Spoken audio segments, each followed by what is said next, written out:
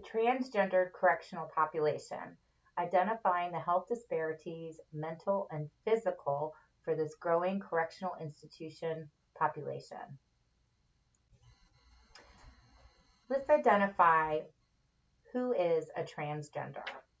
A transgender person is someone who identifies and expresses himself in the opposite sex based off of the sex they were assigned at birth. So this could be a man who was born a man but identifies as a woman, or a woman who has the sex organs of a woman but identifies as a man. Transgender people may identify as men, women, both, or neither. What does the transgender population look like in the criminal justice system? 57% of transgender people are scared to seek out police help when needed. 16% of transgender adults have been in prison and or in jail compared to 2.7% of all adults. They're at risk for increased criminal behavior. This isn't in all cases, but transgender adults may engage in illegal activities to support themselves because of bias for employment and housing. An increased incarceration rate for transgendered people of color and lower income status. This applies to transgendered women of color.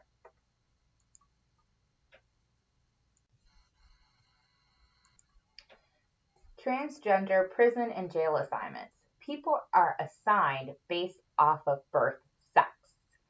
So again, if a male was born a male, then he would be assigned to a male prison, even though he may identify as a female.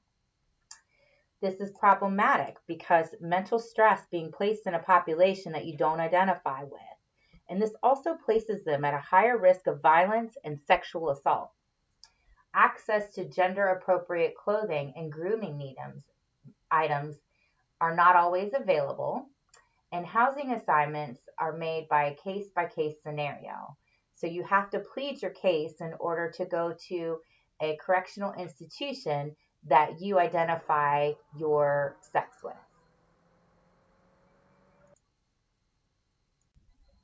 While incarcerated, lack of the rights to support and care for the transgendered inmates. Oftentimes, medical treatment and action is made by the prison staff and not medical professionals.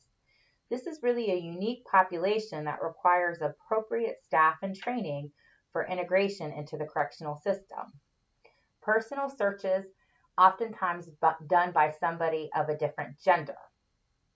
There are not specific standards surrounding transgendered inmates and strip searches.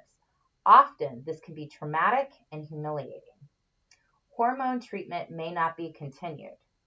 When a transgender person is taking hormones as part of their treatment for modification, it may not be continued because prison staff claiming the treatment to be cosmetic and further stating that the continuation of this treatment would place the inmate at a greater risk of violence. Extended time in solitary confinement. Transgender inmates may be placed in solitary confinement for extended periods of time, which is about 22 to 24 hours of lockdown time per day. Often, this is said to be done for the safety of the person, but the long-term effects for the inmate are very harmful. There's a higher risk of violence and sexual assault for transgendered inmates. They experience sexual assault 10 times at a higher rate compared to other inmates. They also have occurrences of PTSD, depression, substance abuse, self-violence, and hurting themselves. This violence occurs more often for trans women who are placed in male prisons. Harassment, physical violence, and sexual assault. This abuse happens from other inmates, but also from the prison staff.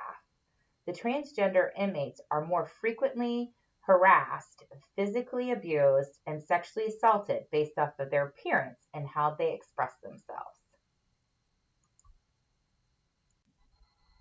Laws for protection. Currently, there are laws to protect transgender people who are incarcerated. There's PREA, Prison Rape Elimination Act of 2003, The Eighth Amendment, which prohibits cruel and unusual punishment, and the Americans with Disabilities Act. And this really associates with the gender dysphoria, and which qualifies as a disability. Even with these laws set to protect and serve the transgender population, injustice and abuse still occurs, proving that acts of rape and violence can fall on deaf ears.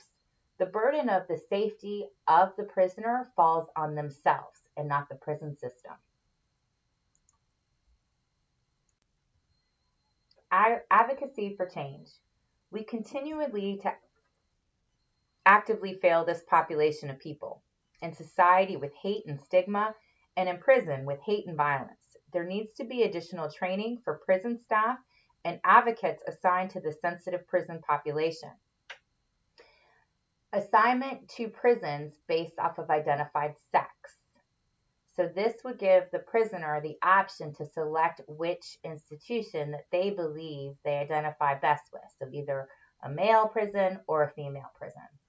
There needs to be additional training for prison workers and not just a one-time occurrence. It needs to be happen frequently, so quarterly, biannually, more often.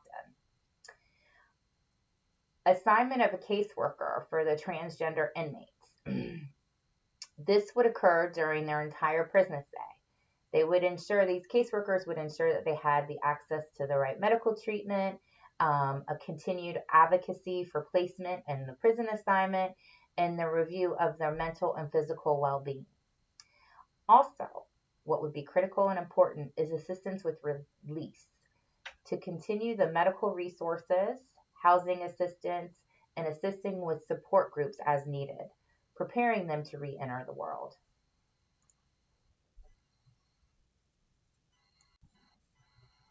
Advocacy for change.